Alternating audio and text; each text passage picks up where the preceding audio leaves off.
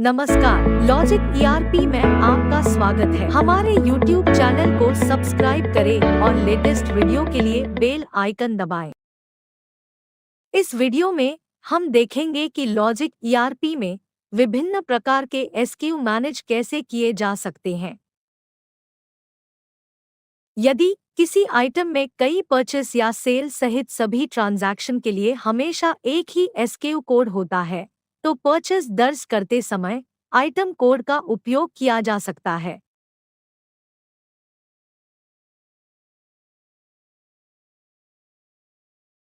आइए इसी तरह एक और परचेस बिल दर्ज करें।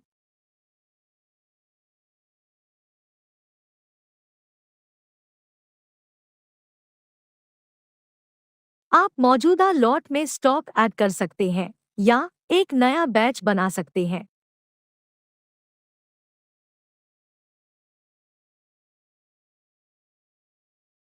आप इस रिपोर्ट में स्कू कोड या आइटम कोड के अनुसार स्टॉक की जांच कर सकते हैं, जहां यूनिक आइटम कोड के अनुसार कंसोलिडेटेड स्टॉक स्टेटस देख सकते हैं।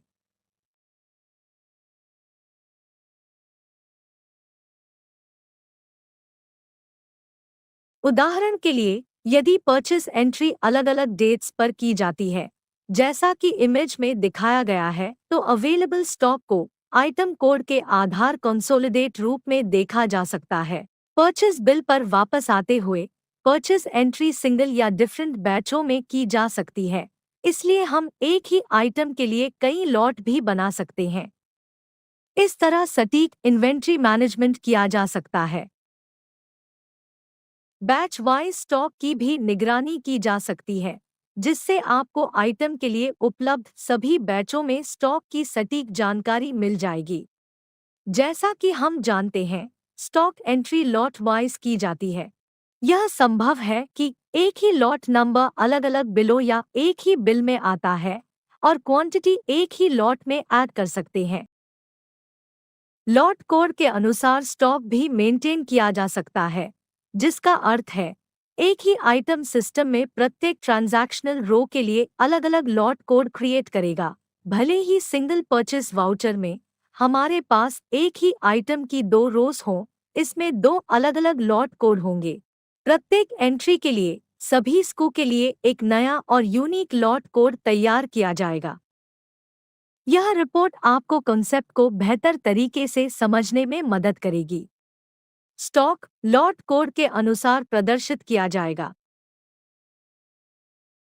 आइए एक उदाहरण देखें। सामने प्रदर्शित इमेज में एक ही वस्तु के लिए डिफरेंट डेट्स पर परचेस एंट्री की जाती है। हर बार एक ही वस्तु का लेन देन अलग अलग बिल में किया जाता है, जिससे एक नया लॉट कोड क्रिएट होता है और उपलब्ध स्टॉक को भी लॉट कोड वाइज जांचा जा सकता है।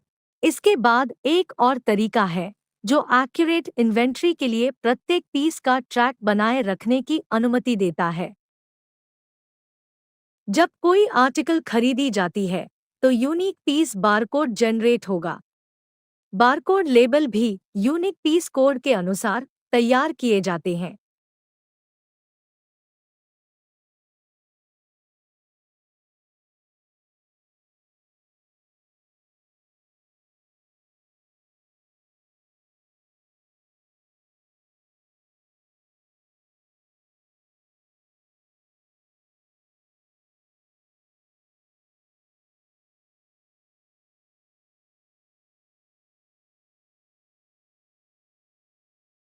इसके लिए रिपोर्ट भी उपलब्ध है, जो प्रत्येक पीस कोड के अनुसार इन्वेंट्री का रिकॉर्ड रखेगी। उदाहरण के लिए, निम्नलिखित छवि प्रदर्शित करती है कि एक आइटम की परचेस की गई है, जिसकी कुल क्वांटिटी 10 पीस है और प्रत्येक पीस के लिए एक यूनिक कोड तैयार किया गया है और उसी के अनुसार स्टॉक दर्ज किया गया है। इन्वेंट्री को सेट के अनुसार भी बनाए रखा जा सकता है, जहां कई आर्टिकल्स को एक यूनिट में कॉम्बाइन किया जाता है, जिसे सेट कहा जाता है। इन सेट कोड का उपयोग डिस्पैच पर्पस के लिए यूज किया जाता है। लूज पीस में इन्वेंटरी आइटम कोड के अनुसार रहेगी।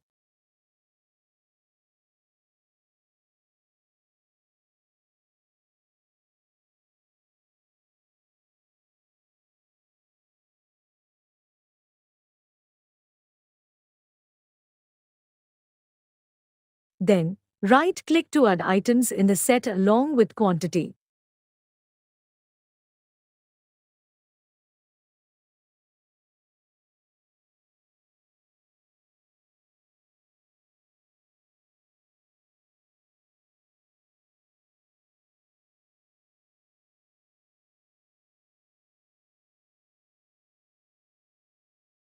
सभी SKU एक साथ जारी किए जाएंगे, केवल तभी जब सिंगल सेट कोड स्कैन किया गया हो। मान लीजिए कि एक सेट बनाया गया है और उसे सेट कोड सौंपा जाएगा।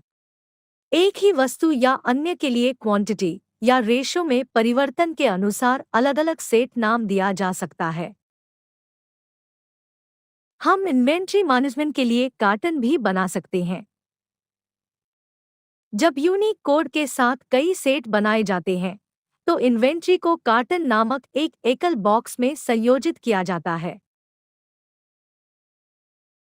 जब सेट को कार्टन में परिवर्तित किया जाता है, तो यह प्रत्येक सेट क्वांटिटी के लिए यूनिक कार्टन कोड बनाता है। यदि हम सेट को कार्टन में परिवर्तित करते हैं, तो उसका स्टॉक रिजर्व कर यूनिक कोड के साथ कार्टन स्टॉक में परिवर्तित कर दिया जाएगा।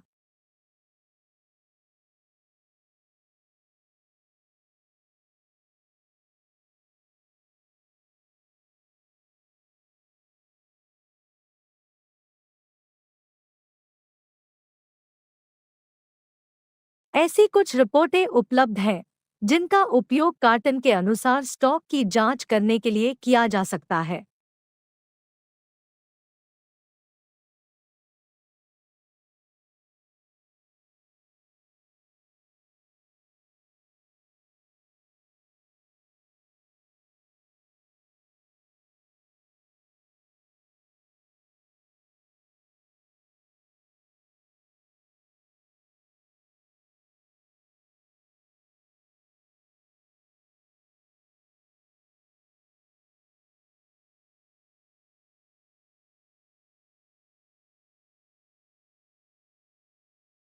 मान लें कि हमारे पास सेट कोड S19021 के साथ स्टॉक में कुल 5 सेट हैं। यदि हम सेट को कार्टन में परिवर्तित करते हैं, तो इसका स्टॉक रिजर्व हो जाएगा और 5 यूनिक कार्टन कोड के साथ कार्टन स्टॉक में परिवर्तित हो जाएगा। मुझे उम्मीद है यह वीडियो मददगार था। देखने के लिए धन्यवाद। Like, share and subscribe.